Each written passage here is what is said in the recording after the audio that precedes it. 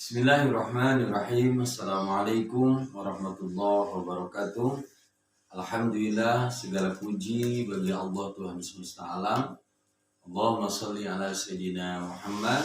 Semoga salawat dan salam tercurah kepada junjungan kita baginda Nabi Muhammad sallallahu alaihi wasallam. Allahumma sholli ala sayyidina Muhammadin tibbil qulubi wa dawa'iha wal afiyatil abdani wa shifaiha wa nuril absari wa diyaiha wa sallallahu ala sayyidina Muhammadin wa ala alihi wa sahbihi wasallam. Anak-anakku yang dirahmati Allah Subhanahu wa taala, ayah bunda, kemudian guru-guru dan bapak kepala sekolah yang dirahmati Allah Subhanahu wa taala. Hari ini alhamdulillah kita berjumpa kembali di hari Jumat dalam rangka pengisian program duha di SDN Ciuruga 1, SD yang kita cintai.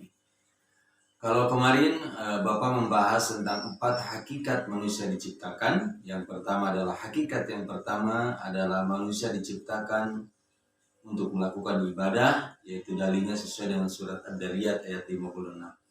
Kemudian yang keduanya, di dalam tafsir Al-Ajjar menurut Buya Hamka bahwa hakikat manusia diciptakan yang keduanya adalah menjadi khalifah, menjadi pemimpin, menjadi pengurus dunia ini. Sebab ketika Nabi Adam Allah ciptakan, kemudian Allah memanggil para malaikat untuk bersujud kepada Nabi Adam, maka para malaikat pun berkata atau bertanya, "Ya Allah, kenapa engkau menciptakan makhluk yang akan saling menumpahkan darah?" Maka kata Allah Subhanahu wa taala, "Saya lebih mengetahui dari apa yang kamu ketahui. Sungguhnya Allah akan menciptakan ja'ilun fil ardi khalifah." Jadi Allah akan menciptakan khalifah di muka bumi ini. Dan ternyata yang paling luar biasa di dalam surat, kalau tidak salah surat Al-Ma'arij, bahwa ketika Allah Subhanahu wa taala akan amanahkan dunia ini kepada gunung-gunung menolak, amanahkan dunia ini kepada laut-laut menolak, dan ternyata yang menerima adalah makhluk yang disebut dengan an-nas, manusia. Ya. Padahal kata Allah Subhanahu wa taala, manusia ini jahilun, tidak mengetahui, tetapi dia memiliki amanah yang luar biasa. Oleh karena itu kita sebagai khalifah di muka bumi ini, ya, sebagai pemimpin di muka bumi ini harus menjaga amanah dari Allah Subhanahu wa taala ini dengan menggunakan apapun di muka bumi ini dengan bijak dan manfaat. Kenapa demikian? Sebab Allah Subhanahu wa taala akan menanyakan apapun yang kita lakukan. Seperti yang hadis Rasulullah sallallahu alaihi wasallam bahwa kullukum ra'in mas'ulun wa kullukum an ra'iyah. Setiap pengurus atau setiap pemimpin akan dipertanyakan tentang kepemimpinannya. Ayah bunda akan ditanyakan tentang kepemimpinannya, kepala sekolah akan ditanyakan tentang kepemimpinannya, kemudian guru-guru akan ditanyakan tentang kepemimpinannya, termasuk anak-anakku. Seandainya kita tidak mampu memimpin diri kita di jalan Allah Subhanahu wa taala, maka jasad ini akan terbakar di api neraka. Jamaah rahimakumullah, yang ketiganya,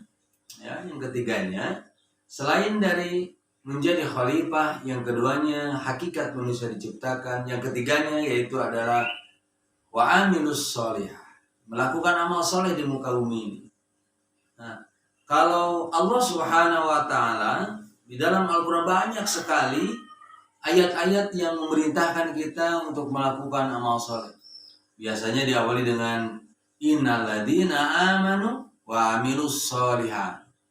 Di dalam surat At-Tin, illal ladzina amanu wa amilus sholihati falahum ajrun ghairu mamnun. Di surat An-Nasr, Al-Asr, illal ladzina amanu wa amilus sholihati wa tawassaw bil haqqi wa tawassaw bis sabr. Banyak sekali ayat-ayat yang menunjukkan kita harus melakukan amal soleh. Ya, tidak ada satupun di dalam Al-Quran ayat yang menunjukkan kita harus berbuat amal awon, amal butut, amal goreng. tetapi amalan-amalan baik yang harus dilakukan atau wa'amilus sholihat. Dan yakinlah bahwa amal soleh ini yang akan membantu kita masuk ke dalam jannahnya Allah Subhanahu wa taala. Apa saja amal soleh itu? Banyak ya, selain dari ibadah-ibadah ritual kita, ibadah mahdoh, ibadah ghair mahdoh. Ya. Ada juga ibadah-ibadah bermuamalah. Ya, bermuamalah dengan orang lain, bagaimana seorang pimpinan kepada umatnya, bagaimana seorang ayah kepada anak-anaknya, bagaimana seorang ibu kepada anak-anaknya, bagaimana sikap anak kepada orang tuanya, tetangga dengan tetangga, itu adalah berhubungan dengan muamalah, ya, berhubungan dengan manusia lagi, atau hablum minanas.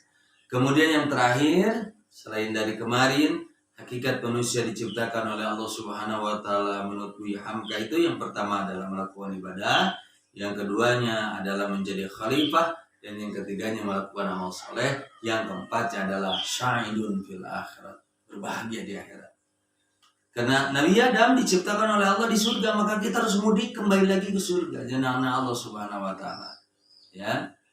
Jadi yang ketiganya sa'idun fil akhirat, sehingga Allah mewanti-wanti kita supaya kita berbahagia di akhirat itu dengan ada satu ayat di dalam Al-Qur'an yang sering dibacakan oleh khatib, ya.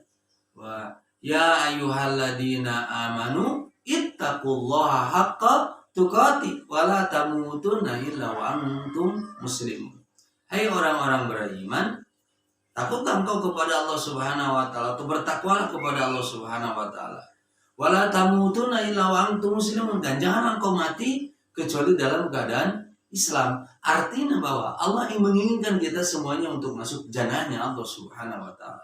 Karena Allah panggil dengan kata-kata, hei orang-orang yang beriman, hiasilah dirimu dengan ketakwaan kepada Allah Subhanahu wa taala, dan peganglah keimanan kita, peganglah keislaman kita sampai hayat menjemput kita. Anak-anakku, ayah bunda, rekan-rekan guru, kemudian bapak kami kepala sekolah, mudah-mudahan video ini bermanfaat, khusus untuk diri saya pribadi, usikum menafsi. Saya berwasiat terhadap diri saya sendiri, dan mudah-mudahan ada kebaikan dari pembicaraan ataupun materi ini, mengingatkan kita bahwa manusia itu tidak ada yang abadi, semuanya akan dipertanggungjawabkan. Maka berusaha untuk menjadi hamba-hamba Allah yang berusaha menjadikan dirinya sebagai aset terbesar bagi bahagia kelak di akhirat. Sekian dan terima kasih. Wassalamualaikum warahmatullahi wabarakatuh.